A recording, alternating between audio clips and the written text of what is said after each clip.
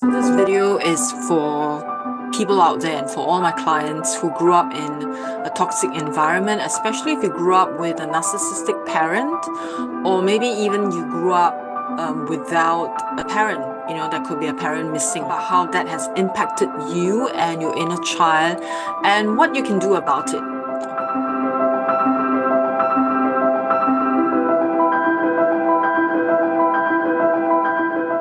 If you grew up with a missing parent or narcissistic parent, they leave very, very deep emotional imprints that affects your inner child, and it takes you, all the way to adulthood, and it can show up in your daily life, and before you know it, it affects your relationships as well, and you may not even know how the healing will look like, and you may not even know that you need healing. The narcissistic parent basically is emotionally unavailable, and at the same time they demand control, they demand attention, and so they use children to meet their own needs, for validation, and maybe the children are being used as emotional support.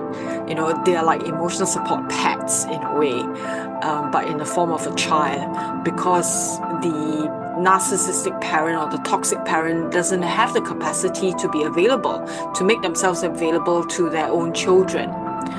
And so the roles become reversed. What happens is the child then becomes the caregiver. Instead of receiving care and love, the child is the one providing.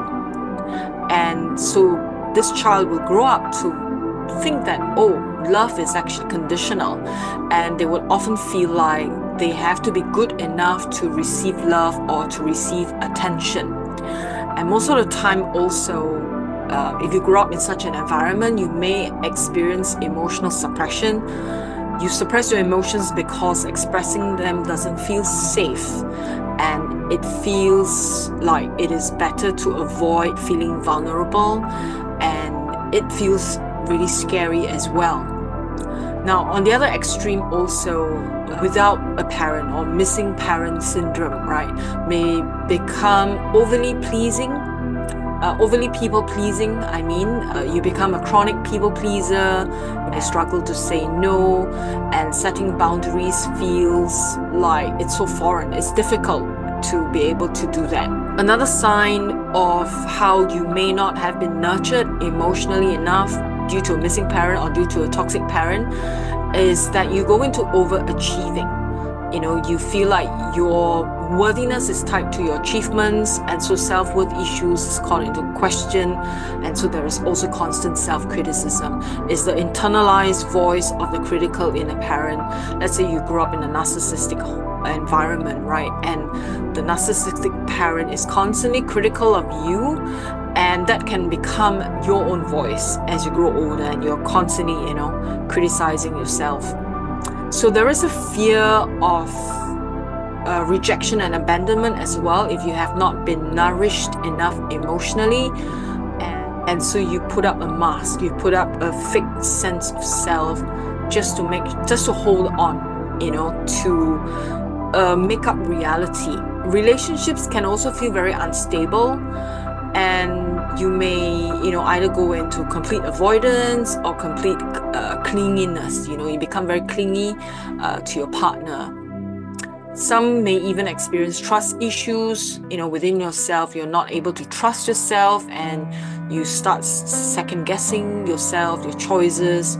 You second guess other people as well, and this obviously becomes very emotionally tiring, for a person.